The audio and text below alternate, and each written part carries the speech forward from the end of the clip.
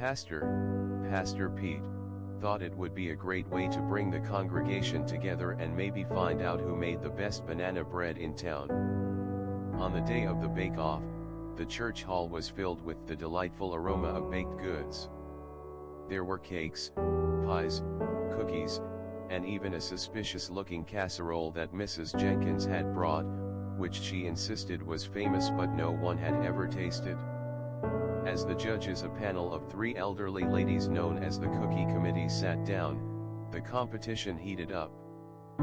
First up was Deacon Dave, who presented his triple chocolate cake. "I made this from scratch," he boasted, "and I added a secret ingredient." The ladies took a bite, and their eyes widened.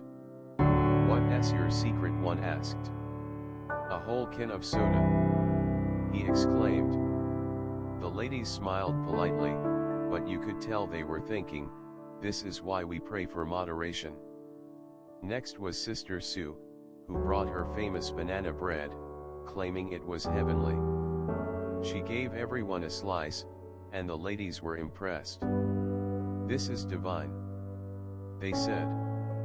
Just as they were about to give her a perfect score, Sister Sue nervously confessed, "I accidentally used salt instead of sugar, but I prayed really hard."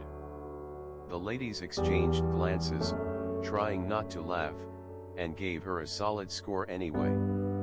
Then came Mr. Thompson, who had a reputation for being a bit of a jokester. He strutted in with a giant cake shaped like a fish. "It's a miracle fish cake," he declared. "It'll feed the multitudes." The ladies raised their eyebrows. "Did you make this?" one asked. "Well, I found it at the store and added some icing," he admitted. The ladies couldn't hold back their laughter, but they had to give him credit for creativity. As the bake-off progressed, chaos erupted when Mrs. Jenkins, who had been unusually quiet, unveiled her casserole. "I call it heavenly hash," she said proudly. The ladies took a bite, and their faces turned green. One said, is this a dessert?" Mrs. Jenkins just smiled, "Well, I thought I'd try something new." The ladies whispered to each other, "Let's just pray for her."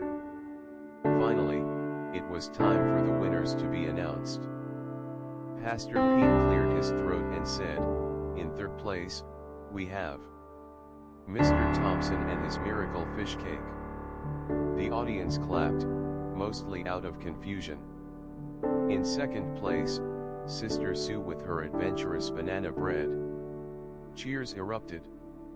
And in first place, drum roll, please, Deacon Dave with his soda cake.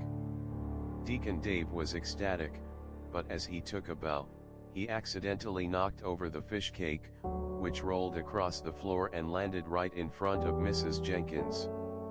"Well, I guess that's a sign," she exclaimed, scooping up a piece. Miracles do happen. The bake-off ended with laughter, and even though the church didn't raise enough money for a new roof, they did manage to gather a lot of new heavenly recipes.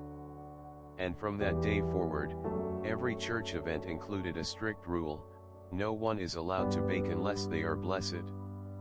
And that, my friends, is how Holy Hilarity became known for its miracle bake-offs and endless laughter in the congregation.